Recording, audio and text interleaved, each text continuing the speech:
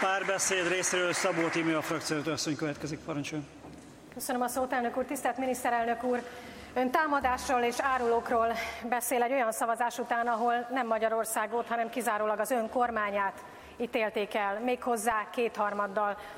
A kétharmaddal elfogadott Sargentini jelentés ugyanis nem azt állította, hogy a magyar emberek tehetnek arról, hogy nálunk legalacsonyabb az unión belül a minimum nyugdíj összege, hanem azt állították, hogy az Orbán kormány tehet arról, hogy több százezer nyugdíjas ember nyomorog havi 28-30-40 ezer forintból. A Sargentini jelentés azt állította, hogy önök és nem a magyar emberek üldözik a kisemmizett, szerencsétlen hajléktalan embereket, hanem az önök kormánya az, amelyik még belerúg és börtönbe zárja azokat, akiken éppen, hogy segíteni kellene.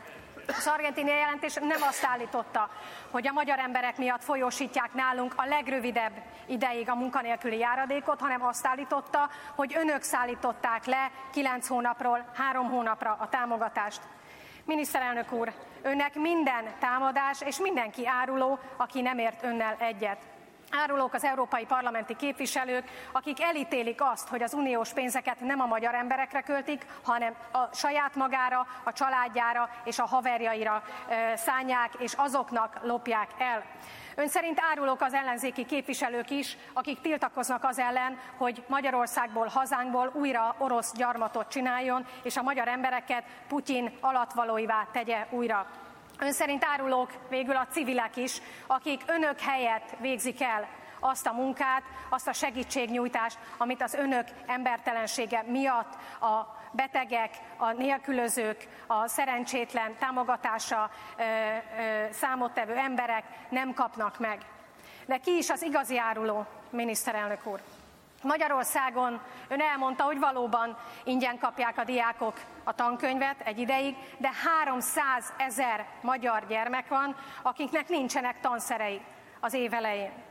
50 000 gyermek van, akik nincstelenségbe estek ki azért, mert önök leszállították 16 évre a tankötelezettségi korhatárt. Ki az áruló akkor, miniszterelnök úr? Évente 30 000 ember hal meg daganatos megbetegedésben. Olyan megbetegedésben, ami gyógyítható vagy megelőzhető lenne. Egy Szekszárd méretű város tűnik el minden évben Magyarországon azért, mert önök kilopják az egészségügyből a pénzt. Ez a szám a legmagasabb az unión belül.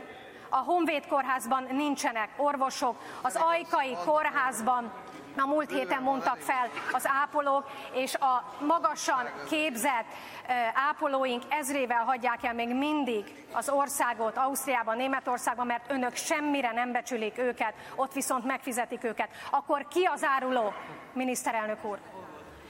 Az ön kormánya most végzi ki a Magyar Tudományos Akadémia méltán világhírű kutatóintézeteit csupán politikai és hatalmi célból. Akkor ki az áruló, miniszterelnök úr?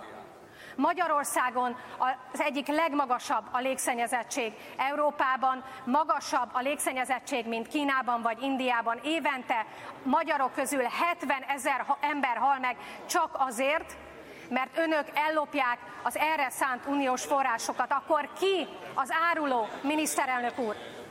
500 000 fiatal menekült el az önök kormányzása alatt Magyarországról, mert a maguk miatt kilátástalan itthon a helyzetük. 1 millió nagymama és nagypapa évente egyszer tudja magához ölelni az unokáit. Üresek a vasárnapi ebédasztalok önök miatt. Akkor ki az áruló, miniszterelnök úr? Az ön veje Tiborcs István milliárdokat lop el uniós forrásokból büntetlenül, miközben önök 100 000 forintokra büntetnek egy kisboltost, ha az egyszer nem ad számlát. Akkor ki az áruló, miniszterelnök úr? 900 000 végrehajtási eljárás van folyamatban ma Magyarországon. 2 millió embert érint még mindig ma a devizahiteles probléma. Azért, mert maguk még mindig a bankok pártján állnak. Azoknak a bankokéknak csak megy a szájkarate, hogy a bankoknak segítenek, de akkor hogy lehet, hogyha magyar embereknek segítenek? Hogy lehet, hogy Trócsányi László miniszter úr ügyvédi irodája, ami még mindig a nevén viseli, ki a bankokat képviseli ezekben a perekben, devizahiteles perekben, és nem a magyar embereket, mert onnan remélik a pénzt azért. 10 000-eket fenyeget a kilakoltatás veszélye ma Magyarországon. A múlt héten elverezték el azt a házat, amelyben egy kis lakrészt bérelt egy egyedülálló édesanya. és egy autista, beszédképtelen és a rákos kisfia. Október elején kell elhagyniuk a házat. Ki az áruló, miniszterelnök úr?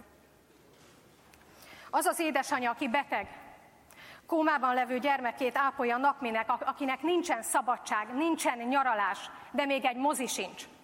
Havonta 58 000 forintot visz haza, miközben önnek 2 minisztere is 5 millió forintot keres. Akkor ki az áruló, miniszterelnök úr? Az a helyzet, hogy miniszterelnök úr, bizony ön támadja Magyarországot, ön támadja a magyar embereket, és ön az áruló. Sok-sok magyar ember elárulója akkor, amikor a haza érdekei helyett, amikor a magyar ember érdekei helyett csak a saját maga és a haverjai gazdagodását tartja szem előtt. Önt semmi más nem érdekli, csak a pénz, a lopás és a hatalom. Ön csak ezért politizál. Ön magasról tesz Magyarországra, magasról tesz a magyar emberekre. Önnek Magyarország nem az első, hanem az utolsó. Önnek a pénz és a hatalom az első.